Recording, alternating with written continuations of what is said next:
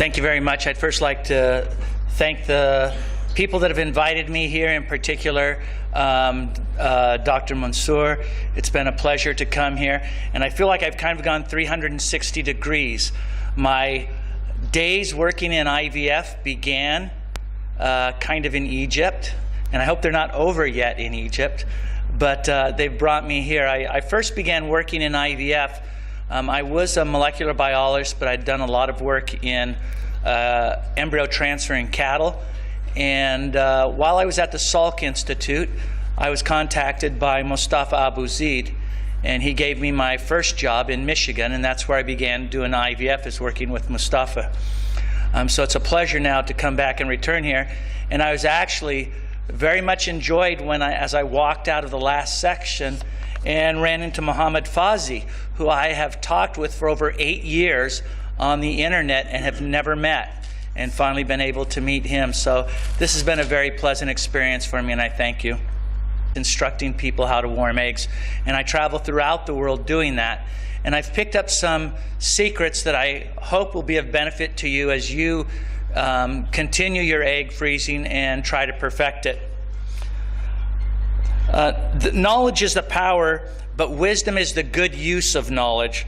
So one must have knowledge first in order to have wisdom. And I hope that I will give you some of that knowledge that will help you make wise decisions in what you do with eggs when you want to vitrify them.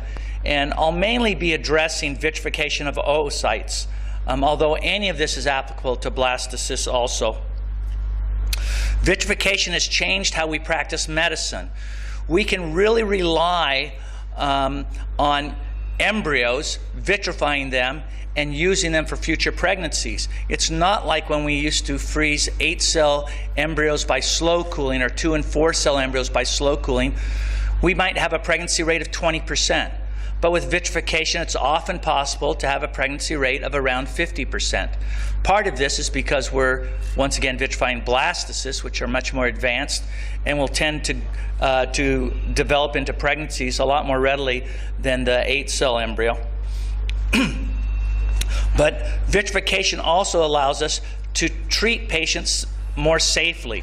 We don't have to put in as many embryos.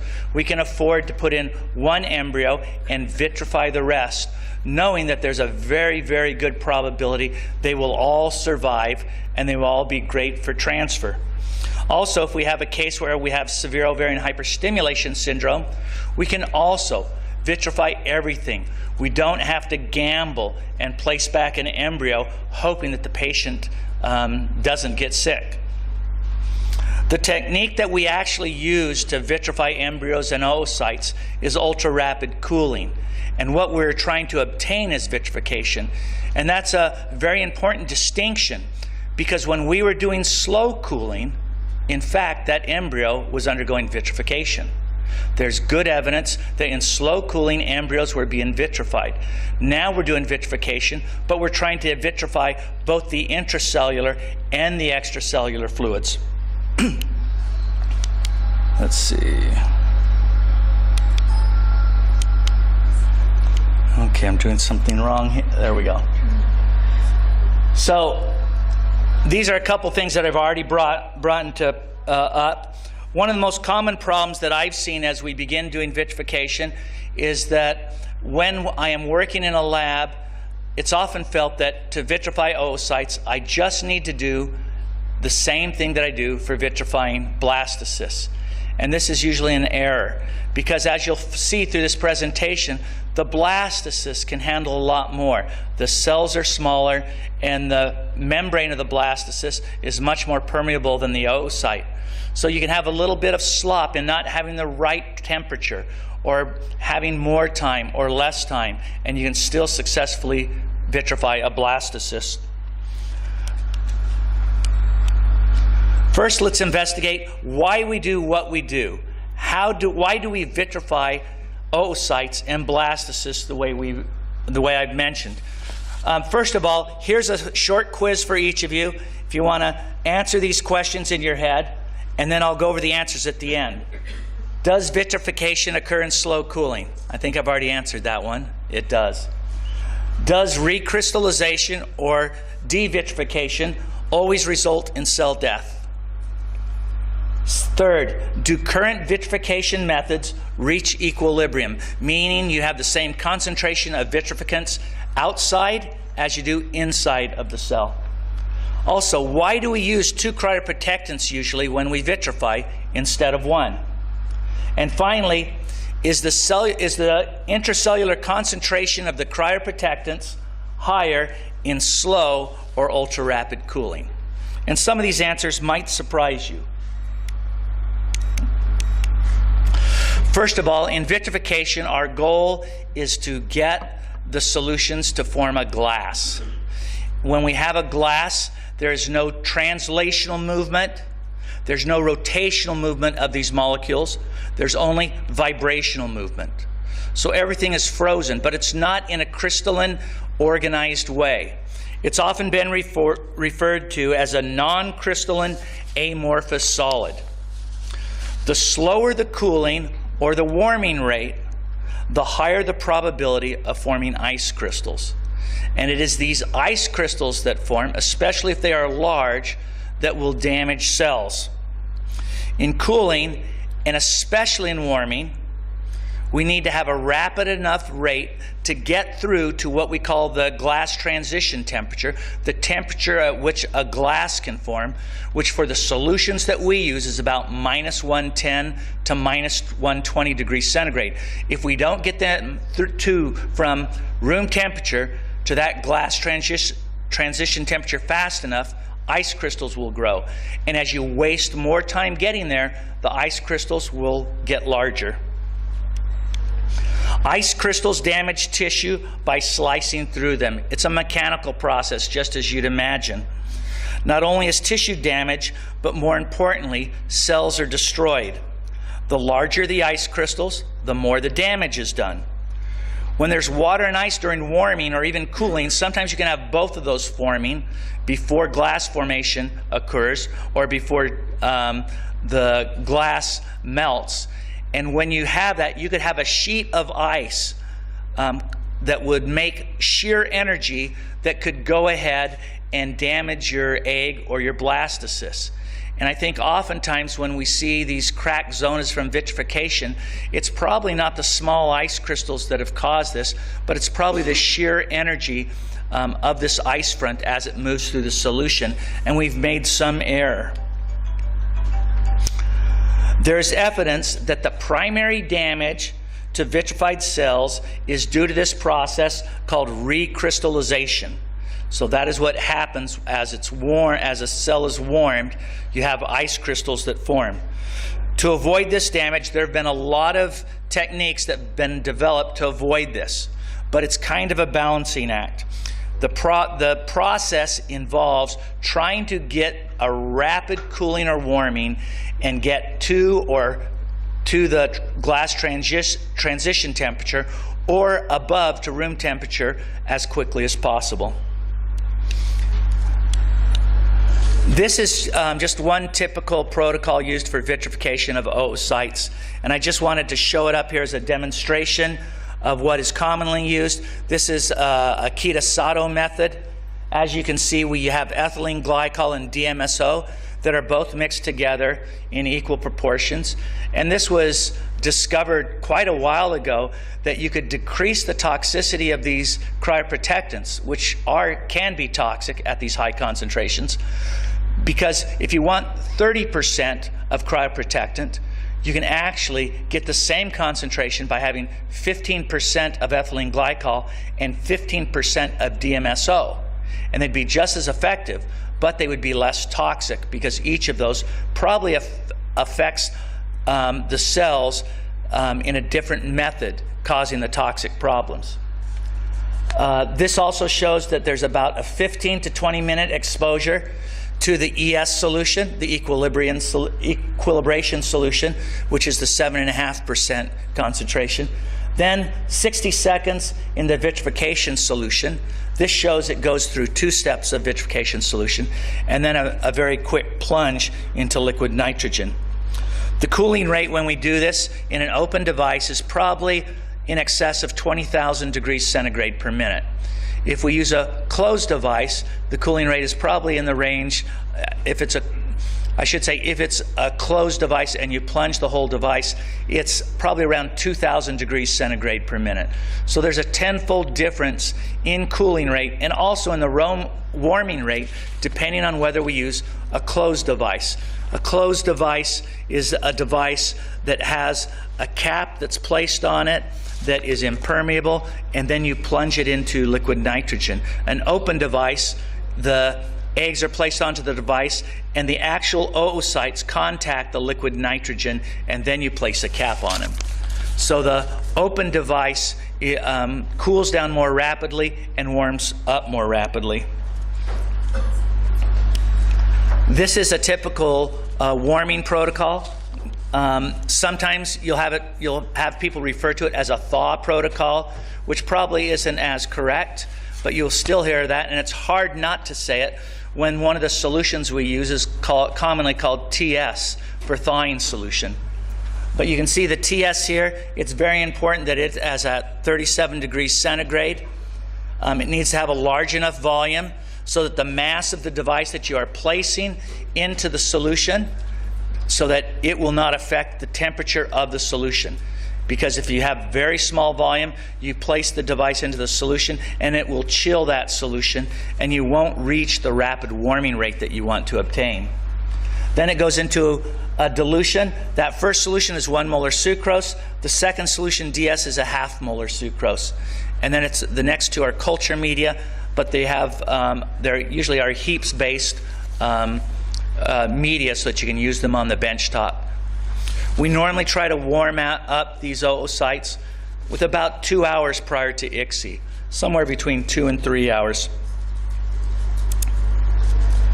Two things happen to the ova when they're placed into the TS, the warming solution, that are very important and that make it difficult for most people that aren't used to this. First of all, the oocytes turn almost transparent. They almost become invisible. If your microscope, if your stereoscope is not set up correctly, you actually may not see this. You may not find the oocyte. You have to have the angle of the mirror exact so that it refracts off so that you can see the oocyte. The second thing that most people forget is you need to have your microscope adjusted for coal illumination. And this means for the microscopes that we use sometimes, there's an iris on it. And we need to shut that iris down so that it's only 80% open. And those two things will help people greatly in observing these oocytes, because as soon as they touch the warm media, they will be totally clear.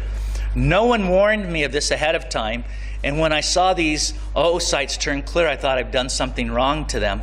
And when I saw oocytes that looked fine and never turned clear, I thought, oh, those are the good ones. But I was wrong. If you see the oocyte, it doesn't turn clear, it's not going to survive. It will die. The other thing that makes it very difficult is that these oocytes float. So you place them in the media, they turn translucent, and then they float out of focus. So it's very important to be able to pipette the oocytes very rapidly, either off the device, but most of the times you have to do it off the top of the drop. And that takes a special skill for an embryologist to develop that. Most embryologists have already learned how to do that. So why are the cryoprotectants needed at such high concentrations? And why are the steps done the way that I've outlined them here? First is liquid nitrogen is usually used to cool down these devices and the oocytes. And it will help determine how quickly that oocyte will reach the glass transition temperature. Second, as I mentioned previously, it must get to this temperature rapidly. If it doesn't, if it goes leisurely, ice crystals are going to form and they could damage the oocyte. So how can you get to this glass transition temperature quickly? First of all, it's how cold the liquid is. So the liquid nitrogen that we use, you can use other gases, liquid gases. You can use a slush of liquid nitrogen, and that often can accelerate the cooling temperature by using that slush. Now, if we had pure water with no cryoprotectant in it, and let's say we were using a 0.5 microliter volume, it would take us approximately a rate of 80 million centigrade per minute to get it vitrified. So that's not possible for us today. So we use things to help us be able to vitrify these at a rate that we can obtain with liquid nitrogen. And that's why we use the cryoprotectants. The cryoprotectants at high concentration allow us to be able to vitrify at a cooling rate of about 20,000 degrees centigrade per minute. We can also, if we want to enhance the cooling rate, we can make the drops smaller. So if you put a drop down with the oocytes or embryos in and they're very large, then your cooling rate will be slower. If you make the drops smaller, it will be much more rapid. And that's probably the easiest way to increase the cooling rate. I'm going to skip this. So there's a fight that's going on as you're trying to vitrify. As I mentioned, these cryoprotectants are toxic. You want to expose these cells to the cryoprotectants for the shortest amount of time possible. And you don't want to expose them to much larger concentrations of these cryoprotectants. But at the same time, you have to allow enough time for these cryoprotectants to get into the cell. And that is determined by such factors like the permeability of the membrane. To describe this, imagine for a minute that you have a house. You have two houses. They're identical. They're both filled all the way full of nitrogen gas. There's no oxygen in there. One house has the doors and the windows open, and the other is closed tight. Which one is going to take the longest for oxygen and air to slowly seep in through just natural diffusion? Well, the one that's going to be the slowest is the one that's all closed up, right? That's very easy to see. Sometimes we forget about this when we're thinking about vitrification, but this is what happens in vitrification. And a lot of this depends on the permeability of the membrane. And I would like to propose to you that the blastocyst is like that house that has its doors and its windows open. And the oocyte has the doors and the windows closed. Let's talk for a minute about the toxicity of these cryoprotectants just very briefly before I get into membrane permeability. When we see embryos that are destroyed by the cryoprotectants, it's often because the embryos are denaturing the proteins. If you cook an egg, the albumin, the white, goes from this clear translucent color to this white color, and you can't change it back. The same thing happens if you've ever had ceviche, fish that has been cooked with an acid. Although it's raw fish, it's been cooked with an acid, it has denatured the proteins. You can't change it. Well, these cryoprotectants can denature the proteins in the oocyte. They literally can cook the egg.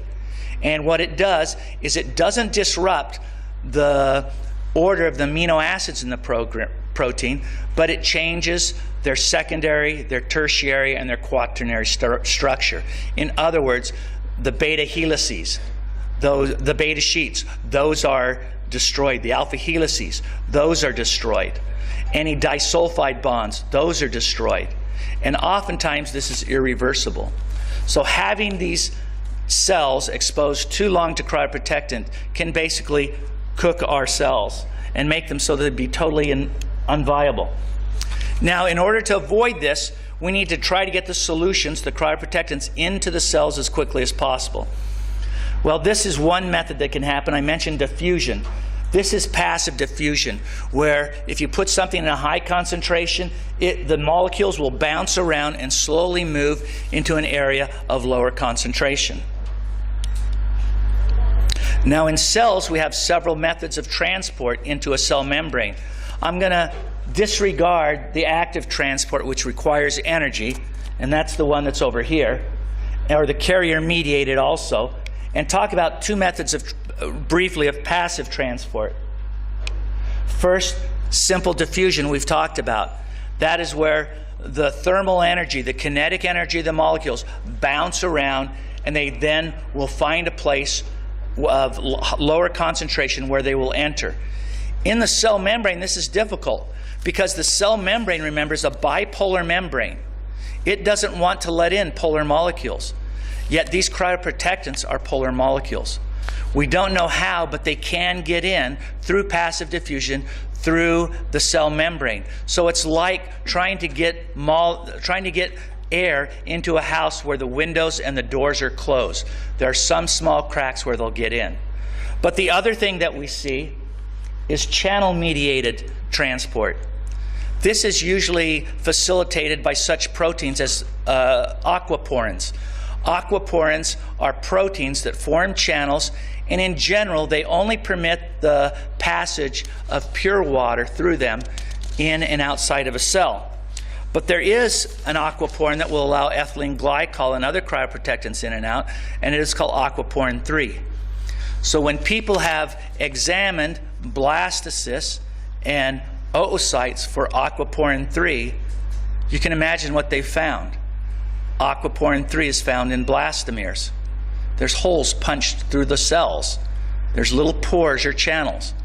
But there is no aquaporin 3 that is found in the oocyte.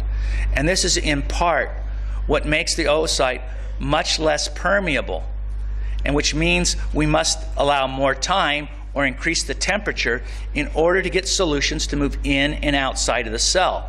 If we therefore try to vitrify and especially warm oocytes like we do blastocysts, we may not be giving them enough time. And I think the most common problem I see is that protocols have been developed that work fine for blastocysts, where the time in the ES solution might be 5 minutes or 10 minutes, where in reality it might really need 15 or 20 minutes to get those cryoprotectants out of the cell when you're doing the warming.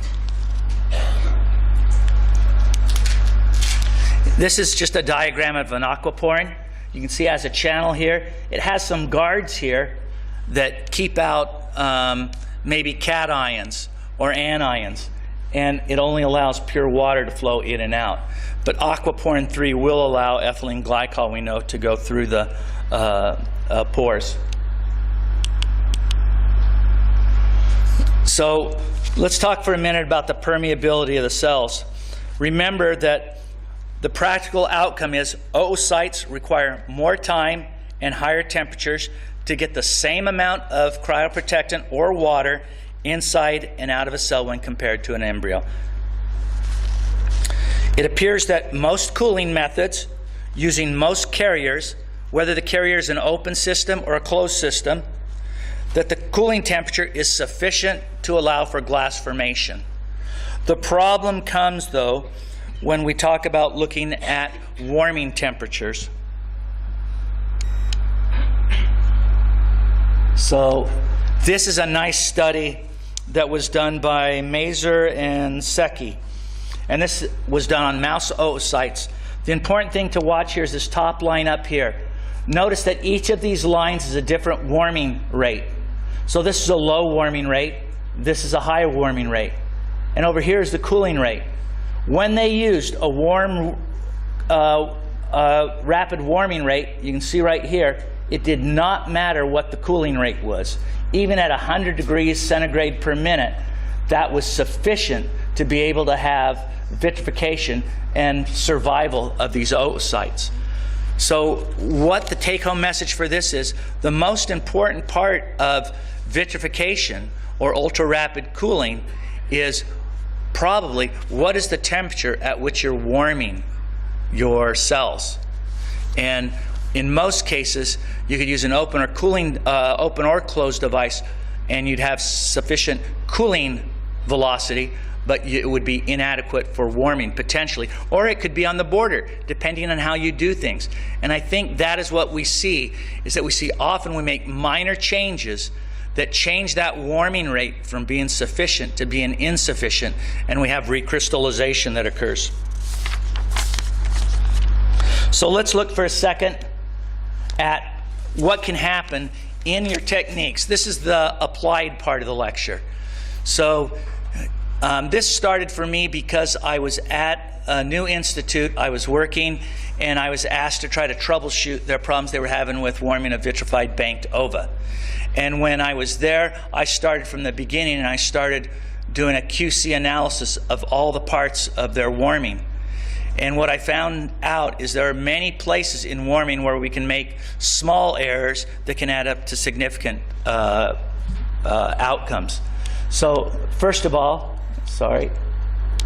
you look at improper QC. As I've gone around to different clinics, I've measured the temperature of the fluid that they're warming for warming oocytes with an independent thermocouple. And I found some where the incubator says 37 degrees, and when I measure with the thermocouple, it says 33 degrees. And I don't know if that is too cool or not, but I don't think it's a good quality control, and it can add up to problems. What happens is too often we think that the incubators that we use for warming aren't as important as the incubators that we use for culturing of embryos. And I should mention that these incubators should not have CO2 in them. You should turn the CO2 off, or you're going to potentially acidify the media, which could damage the eggs. And the other thing is you should never use a warm block. Warm blocks are much too problematic. They don't always contact the edges of the cryovials that we want to warm the media in. The third thing is we should always try to dump the media into the dish instead of taking what seems like the very sterile practice of pipetting it. And the reason is if we pipette it, we lower the temperature 4 to 5 degrees. If we invert the tube, some embryologists have a habit of taking the tube out, inverting it once or twice to mix it, and then dumping it in. If you do that, you're going to lower it 1 to 2 degrees. And finally, if you don't properly warm your dish, you'll lower it 1 to 2 degrees. So you start out trying to go for 37 degrees, and you end up maybe going for 27 or 22 degrees, which is it might work for a blastocyst, but you're going to have problems. It will increase the probability of recrystallization in the oocyte.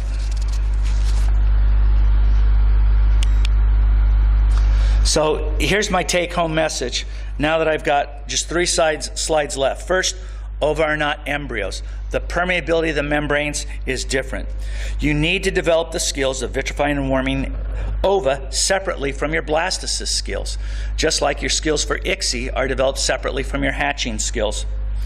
Because of the differences in the membrane permeability and the increased volume of an ovum, remember, they're one large cell as opposed to many small cells, that what you do for an ova may not work with blastocysts.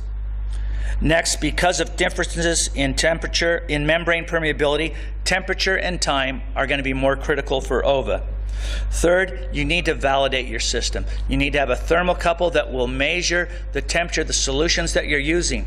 By the third warming, your solution should still be between 36 and 37 degrees centigrade.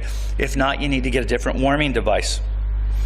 Measure the temperatures of test media. You don't have to have cryoprotectant in a tube to measure it. Water works just as well. Put it at the exact same volume and then measure it after a half hour. All the systems I've used indicate that after a half hour, if you put about 1.5 to 3 mLs in a tube, it will be up to the temperature of that device that you've placed it in, or it will at least get as hot as it's ever going to get. Finally, I think you need to be fastidious about checking your microscope before you begin warming these oocytes. You should pass off this technique. Small variations in technique can have drastic changes in outcomes. Let's go over quickly the answers to the quiz. Does vitrification occur in slow cooling? We answered this. Yes, it does. Is the intracellular cryoprotectant concentration higher in slow or ultra-rapid cooling? One study actually indicates the concentration of the cryoprotectant is actually higher in slow cooling, despite us using higher concentrations for vitrification. And that's probably because the cells that are measured, where this concentration is measured, and I think it was mainly done in oocytes, spend more time before they get actually frozen. So they're constantly getting dehydrated out as they go down to -20 and -30 and even -50 degrees centigrade. Third, do current vitrification, does recrystallization or devitrification always result in cell death? Fortunately for us, it doesn't always. There have been studies that are done that when they begin a vitrification protocol and they use a microscope and look at the solution, sometimes there are very fine crystals, ice crystals that are formed, but they don't appear to damage the cells. Fourth, do current vitrification methods reach equilibrium? I've kind of alluded to that. They don't. The concentration inside the cell is often less than the concentration outside of the cell. And finally, why are two cryoprotectants used in current vitrification? They're less toxic. Finally, I want to offer an example of what can happen when you follow the meticulous methods and you think through how you're going to warm your oocytes or freeze your oocytes. This is with egg donors, so it's a very homogeneous group. The outcomes are very high. This was performed a few years ago in a clinic at Miami. And you can see fertilization rates, almost identical. Blastulation rates, almost identical. Our pregnancy rates I don't have here, but they were also almost identical. They were about 55%. What's interesting about this is this difference in 55% comparing fresh, which is in the white, to vitrified on the blue. Realize with fresh donors here, fresh oocytes, let me go back here. Right here, you might have 10, 20, 30 eggs. But with these vitrified cases, you have these great rates, pregnancy rates, and blastulation rates, even with small numbers of eggs, with 5 or 6. The only problem that we've seen is if you look over here, there are a certain number of patients that don't get an embryo transfer, and you have to be prepared to counsel your patient that they may not get a transfer. I know that's a scary thing for a lot of clinicians, and it's a terrible thing to have to face, and that's why some people still do a lot of day 3 transfers. But once you get over that hump, it'll be clear to you that you can have a much safer outcome for your patients by transferring fewer embryos. I thank you sincerely for your time, and I'm open to any questions. I hope I helped us catch up in time, too.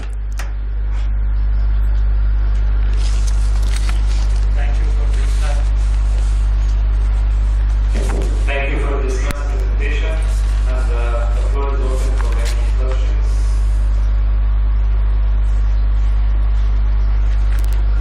If the use of temperature of the media from the incubator to hold the egg for work is a must, why you don't start with a higher temperature? Like if you need the media to reach 37 when the oocytes end, why you don't put it in the incubator for like 38 to 70? Good question. So the question is, why don't we just leave the egg in the incubator? There's 2 reasons. One is that time in the media. The media. Actually, with Cryotech media, the new media developed by Masako Ayama, you can leave it in overnight and pull it out. Once you take the media out and you're going to pipette it in, or you're going to dump it really, what you do is except for the first step, all that media is pipetted in because you want that to be at room temperature. Your dish is at 37, you dump that in to the dish, and you want to be plunging your device into that warm media that's 36 to 37 degrees within about a minute or so. So you do want to work very rapidly. You want to be totally ready. And then as soon as you dump it, all you want to do is uncap the device, or I often uncap it beforehand and then plunge. My question, why you don't start with the media 38? Oh, good question. You probably could, but I think we're all scared of going a little bit warmer, thinking we might cook the egg. But you probably could. If the loss is necessary, it will happen. Why you don't start? Yeah, and I don't think there's any harm in doing it at 38. And if it's a little bit over 37, I don't worry about it, and I think it's fine. The question might really be also, you bring a great point.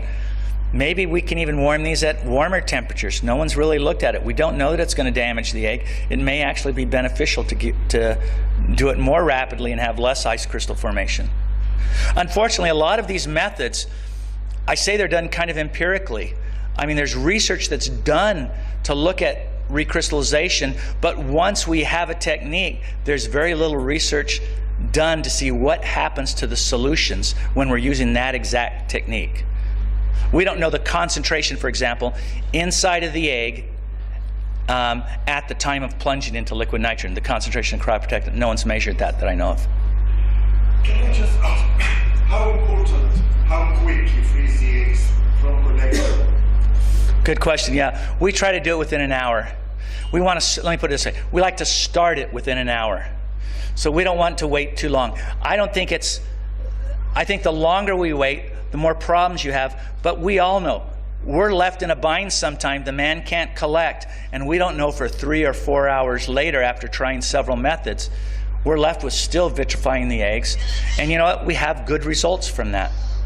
But we like to try to get them vitrified within 1 hour of after collection. We want to start vitrification. And then warm them 2 hours prior to ICSI.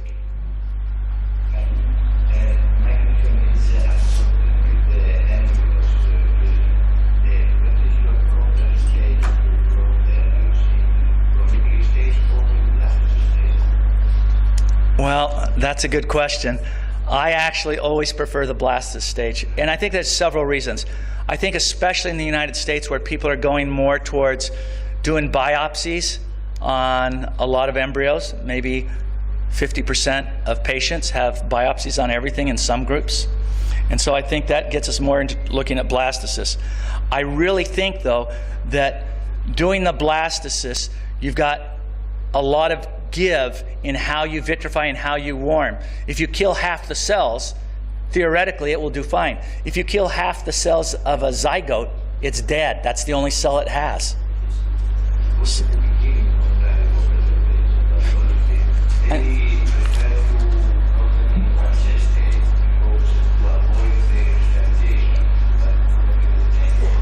That is, and at least in the United States, almost every program that did zygote freezing have all changed to blastocyst freezing or blastocyst vitrification. I should say, I don't know anyone in the US that isn't using vitrification now. And I would say the majority of places are using blastocyst stage. Although I think it's very, there are reasons to do, multicellular stage vitrification. Thank you. I think we need to move on to the next stage.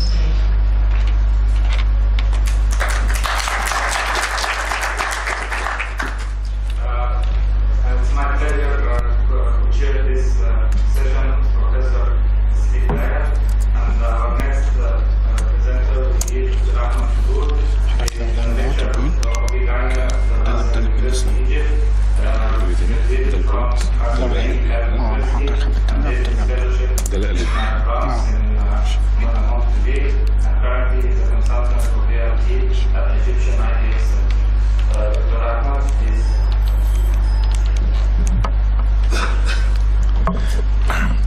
Mr. Chairman, ladies and gentlemen, it's to my pleasure to present the role of hysteroscopy in the area of ART.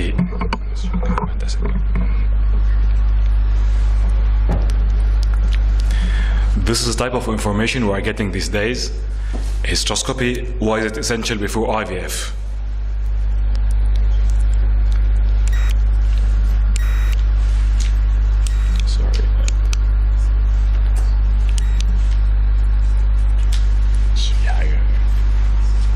Sorry for that.